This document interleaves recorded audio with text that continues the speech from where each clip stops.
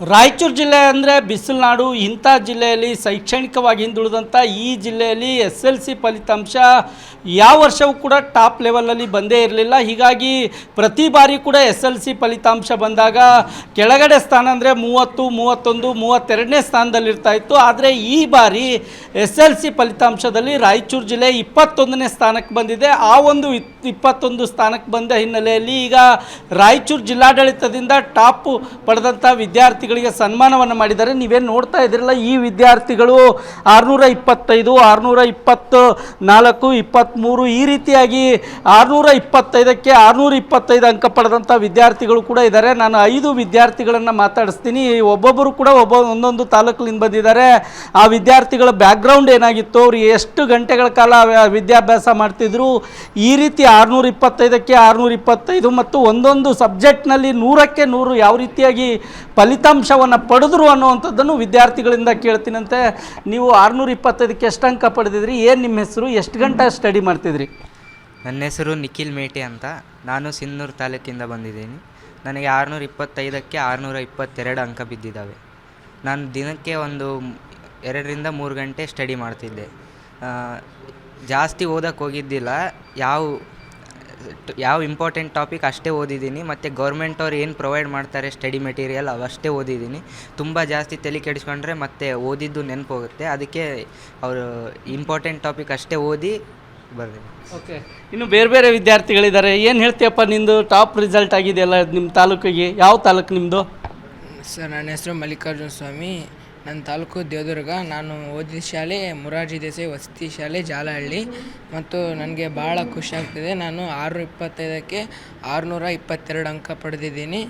ನಾನು ನಮ್ಮ ಶಾಲೆಯಲ್ಲಿ ಇದಕ್ಕೆ ಕಾರಣ ಅಂದರೆ ನಮ್ಮ ಗುರುಗಳಿಗೆ ಈ ಒಂದು ಕ್ರೆಡಿಟ್ನ ಸಲ್ಲಿಸ್ತೀನಿ. ಯಾಕಂದರೆ ಅವರ ಒಂದು ಪರಿಶ್ರಮದಿಂದನೇ ನಮಗೆ ಒಂದು ಗುಣಮಟ್ಟದ ಶಿಕ್ಷಣ ನಮಗೆ ಸಿಕ್ಕಿದೆ ಅಂತ ನಾನು ಹೇಳೋಕ್ಕೆ ಇಷ್ಟಪಡ್ತೀನಿ. ಮತ್ತು ನನ್ನ ತಂದೆ ತಾಯಿಗಳಿಗೂ ಕೂಡ ಈ ಕ್ರೆಡಿಟ್ನ ನಾನು ಅರ್ಪಿಸ್ತೀನಿ. ಮತ್ತು ನನಗೆ ಇಂದು ರಾಯಚೂರು ಜಿಲ್ಲೆ 32ನೇ ಸ್ಥಾನದ 21ನೇ ಸ್ಥಾನಕ್ಕೆ ಬಂದಿರೋದು ಬಹಳ ಖುಷಿ ಅನಿಸ್ತಿದೆ. ಅಲ್ಲಮ್ಮ, ಈಗ SLC ರಿಸಲ್ಟ್ ಯಾವಾಗೇ ಬರ್ಲಕ್ಕೆ ಲಾಸ್ಟ್ ಸ್ಥಾನದಲ್ಲಿ ರಾಯಚೂರು ಇರ್ತಾಯಿತ್ತು. ಈ ಸಲ 21ನೇ ಸ್ಥಾನಕ್ಕೆ ಬಂದಿದೆಯಲ್ಲ, ಹೇಗೆ ಅನಿಸುತ್ತೆ? ಬಹಳ ಖುಷಿ ಆಗ್ತದೆ. ನಾವೆಲ್ಲ ಎಲ್ಲ ಜಿಲ್ಲಾಧಿಕಾರಿಗಳು ಹಾಗೂ ಶಿಕ್ಷಣಾಧಿಕಾರಿಗಳು ಇಂದ ಅವ್ರ ಪರಿಶ್ರಮದಿಂದ ನಾವು ಇಲ್ಲಿ ಬಂದಿದ್ದೀವಿ. ನಮಗೆ LBA ಆಗಲಿ ಮತ್ತು ಏನೇನು ಸ್ಟಡಿ ಮೆಟೀರಿಯಲ್ಸ್ ಕೊಡ್ತಾಯಿದ್ರು ಅದನ್ನು ಫುಲ್ ಎಲ್ಲ ಕವರ್ ಮಾಡಿದರೆ, ರೀಡ್ರ್ ಓದಿದರೆ ಎಲ್ಲ ಸಾಧ್ಯವಾಗ್ತದೆ. ನಾನು ಸೌಮ್ಯ ಪ್ಯಾಟಿ. ನಾನು KPCL DAV ಹೈಸ್ಕೂಲಿಂದ ಓದಿದ್ದೀನಿ. ನಾನು 625ರಲ್ಲಿ 619 ಅಂಕಗಳು ಬಂದಿದ್ದಾವೆ. ನಾನು ರಾಯಚೂರು ತಾಲೂಕಿಂದ ಓದಿದ್ದು. ಇದು ನಮ್ಮ ಶಾಲೆಯ ಗುರುಗಳು ಹಾಗೂ ಪಾಲಕರು ಈ ನನ್ನ ಸಕ್ಸಸ್ನ ಕೊಡೋಕ್ಕೆ ಇಷ್ಟಪಡ್ತೇನೆ. ಅಲ್ಲ, ಈಗ 625ಕ್ಕೆ 625 ಅಂಕ ಪಡೆದಿದ್ರಲ್ಲ, ಸೊ ಹೇಗೆ ಪಡೆಯೋದು? ಎಲ್ಲರೂ ಕೂಡ 625ಕ್ಕೂ ಎಲ್ಲ ಸಬ್ಜೆಕ್ಟಲ್ಲೂ ಟಾಪ್ ತೆಗಿಯೋಕ್ಕಾಗಲ್ಲ. ಒಂದಿಲ್ಲ ಒಂದು ಸಬ್ಜೆಕ್ಟ್ ವೀಕ್ ಇರುತ್ತೆ. ಹೆಂಗೆ ಪ್ರಿಪೇರ್ ಆದ್ರಿ? ಸರ್, 625 ಅಂತೇನು ಸ್ಪೆಷಲ್ ಅಂತಿಲ್ಲ ಸರ್. ನಾನು ಏನು ಎಲ್ಲ ವಿದ್ಯಾರ್ಥಿಗಳಿಗೆ ಸ್ವಲ್ಪನೇ ಓದೀನಿ ಸರ್. 3-4 ತಾಸು ಅಷ್ಟೇ ಓದೀನಿ ಸರ್ ದಿನಾಲು. ಮತ್ತು ಏನು ಹೇಳೋಕ್ಕೆ ಇಷ್ಟಪಡ್ತೀನಿ ಅಂದರೆ ಸರ್, ಇಂಟ್ರೆಸ್ಟ್ನಿಂದ ಓದ್ಬೇಕು ಸರ್. ಯಾವುದೇ ಟಾಪಿಕ್ ಆಗಲಿ, ಸೈನ್ಸ್ ಅಂತ ಬಂದರೆ ಎಲ್ಲರೂ ಬಯಾಟ್ ಮಾಡೋಕ್ಕೆ ಸ್ಟಾರ್ಟ್ ಮಾಡ್ತಾರೆ ಸರ್. ಅದ್ರ ಬದಲಾಗಿ ಯಾವುದಾದ್ರೂ ಇಂಟ್ರೆಸ್ಟ್ ಕೊಟ್ಟುಬಿಡ್ಬೇಕು ಸರ್. ಚಾಪ್ಟರ್ ಯಾವುದೇ ಆಗಲಿ. ಅದ್ರ ಜೊತೆಗೆ ನನ್ನ ಇದೊಂದು ಚಿಕ್ಕ ಸಾಧನೆಯನ್ನು ನಮ್ಮ ತಂದೆ ತಾಯಿ ಹಾಗೂ ನಮ್ಮ ಸ್ಕೂಲಿಗೆ ಅರ್ಪಿಸಲಿಕ್ಕೆ ಇಷ್ಟಪಡ್ತೀನಿ ಸರ್. ಓಕೆ, ಈಗ ಮನೇಲಿ ಬಡತನ ಇದೆ, ಭಾಳಷ್ಟು ಕಷ್ಟಗಳಿರ್ತವೆ, ಅದು ಓದ್ಲಿಕ್ಕಾಗಲ್ಲ ಅನ್ನುವಂಥ ನೆಪಗಳು ಹೇಳ್ತಾರೆ ಪೋಷಕರಿಗೆ. ಇಲ್ಲ, ನನಗೆ ಓದೋಕ್ಕಾಗಲ್ಲ, ಮನೆ ಬಡತನ, ಅಂಥದ್ರ ಮಧ್ಯೆನೂ ರ್ಯಾಂಕ್ ಪಡೆದಿದ್ರಲ್ಲ, ಹೇಗೆ?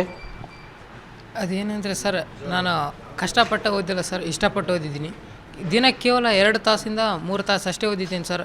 ನಮ್ಮ ಕ್ರೈಸ್ ಝೂಮ್ ಮೀಟಿಂಗ್ ಏನು ಪ್ರೊವೈಡ್ ಮಾಡಿತ್ತು ಸರ್, 3 ಬಾರಿ ಪ್ರಿಪ್ರೇಟ್ರಿ 1, 2, 3 ನಂತರ ಝೂಮ್ ಮೀಟಿಂಗ್ ಅಳವಡಿಸ್ಕೊಂಡಿದ್ದೆ ಸರ್. ಅದರಲ್ಲಿ ಏನು ಹೇಳಿದ್ದಾರೋ ಮತ್ತು ನಮ್ಮ ಟೀಚರ್ಸ್ ಏನು ಹೇಳಿದ್ದಾರೆ, ನಮ್ಮ ಪಾಲಕರು ಏನು ಹೇಳಿದ್ದಾರೆ, ಅವ್ರ ಥರ ಓದಿದ್ದೀನಿ ಸರ್. ಅದಕ್ಕೆ ಈಗ ಫೇಲ್ ಆಗಿದಾರಲ್ಲ ಅಂಥ ವಿದ್ಯಾರ್ಥಿಗಳಿಗೆ ಏನು ಮೆಸೇಜ್ ಕೊಡ್ತೀರಿ? ಫೇಲ್ ಅನ್ನೋದು ಒಂದು ಕೆಟ್ಟ ವಿಷಯ ಏನು ಅಲ್ಲ ಸರ್. ಎಲ್ಲರೂ ಮನಸ್ಸು ಕೊಟ್ಟು ಏನಾದರೂ ಓದಿದರೆ ಎಲ್ಲರೂ 625ಕ್ಕೆ 625 ಮಾಡ್ಬೋದು ಸರ್. ಮಾಡೋದೇನು ದೊಡ್ಡದಲ್ಲ ಸರ್.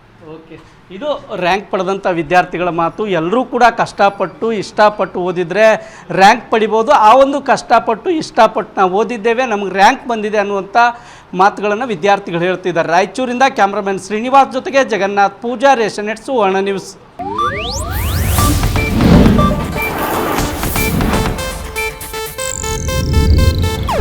ಇದು ಏಷ್ಯಾನೆಟ್ ನ್ಯೂಸ್ ನೆಟ್ವರ್ಕ್ ಪ್ರಸ್ತುತಿ.